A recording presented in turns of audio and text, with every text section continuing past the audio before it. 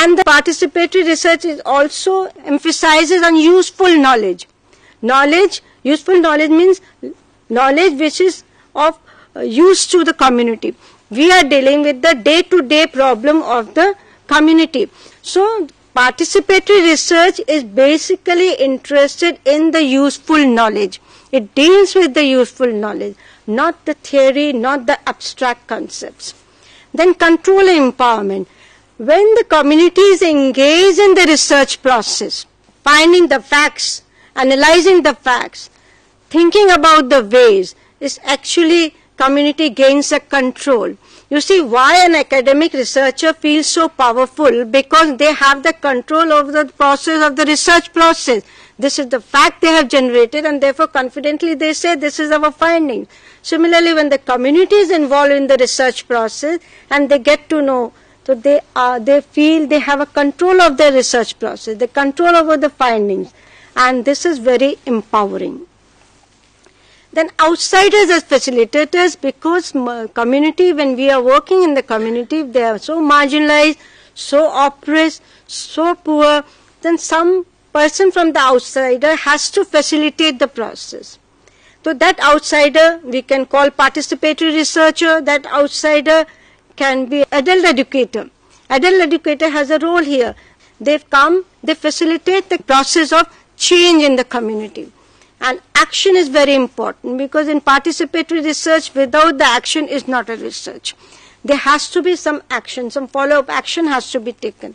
And then participatory research is a vehicle for change. Now, underlying principles of participatory research, and participatory research owes its genesis from the adult education principles in the 70s, when it developed as a critique of the conventional social science research paradigm, which was not actually solving the problem of the community, because it was a top-down process. The adult education principles also are the principles of participatory research. First, the oppressed people know their social realities and therefore can articulate their knowledge better than us, because we as an outsider, we will have the top-down view of the reality, but they are experiencing that they will be able to narrate their problem better than us.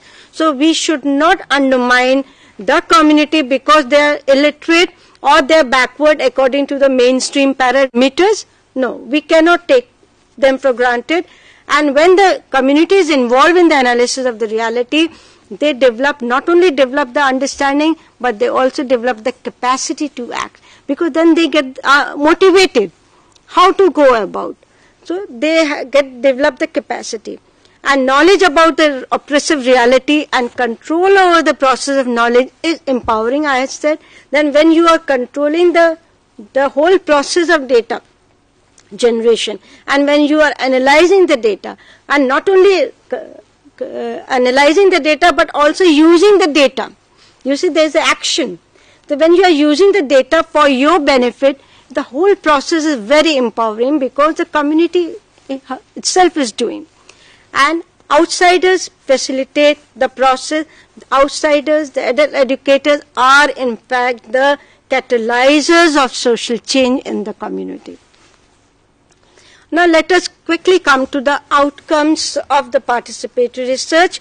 It's to refine capacities. When the community is constantly involved in, so they develop the capacities.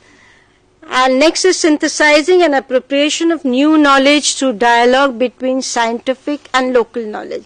What is happening in, say, SHG formation? When self-help groups are formed, the self-help groups are not only using their local understanding of the reality, but when they are trained how to form a collective, how to maintain a record, how to interface with the administration, so they are synthesizing and appropriating the new knowledge with their local knowledge. So this process goes on.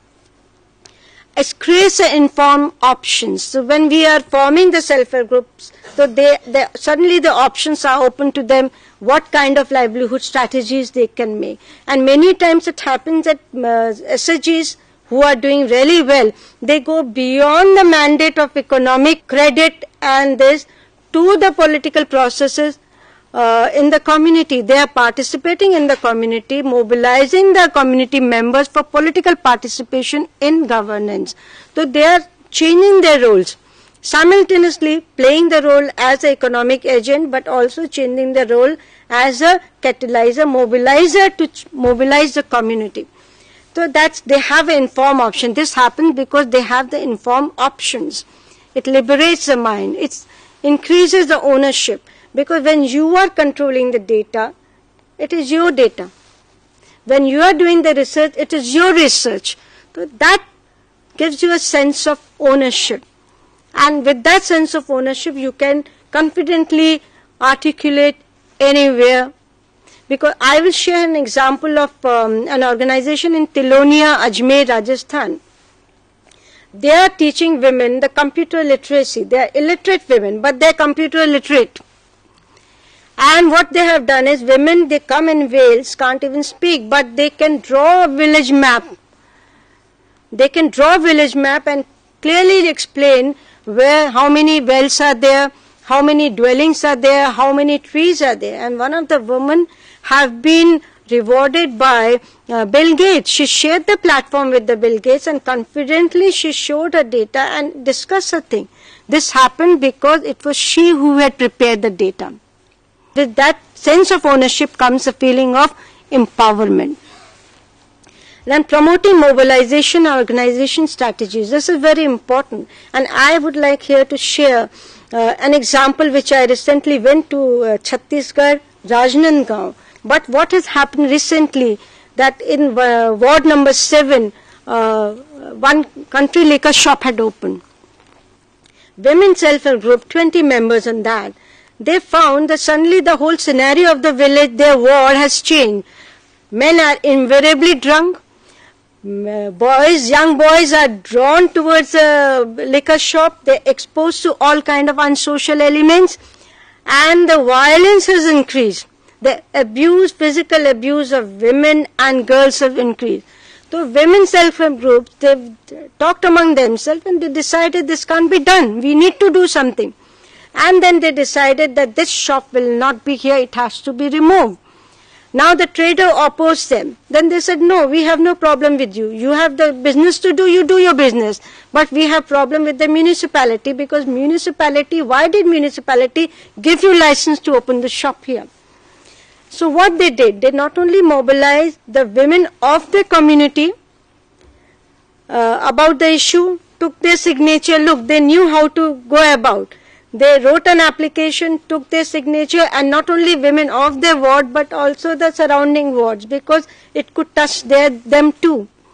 And then they submitted the memorandum to the commissioner. Nothing happened. And they submitted the memorandum to excise department. Look, they knew how the cycle. And excise department or commissioner also didn't respond. Then they gave the memorandum to the elected representative of their ward. Nothing happened.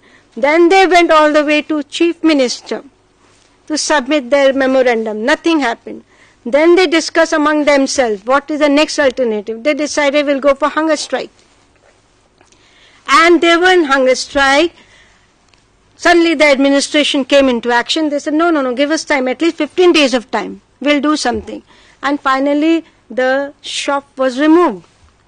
So this is the power of participatory research. When the community engages in the collection of data, engages in general findings, and thinks, reflects on the issues, why this is happening, how this is happening, and what are the ways to address the problem.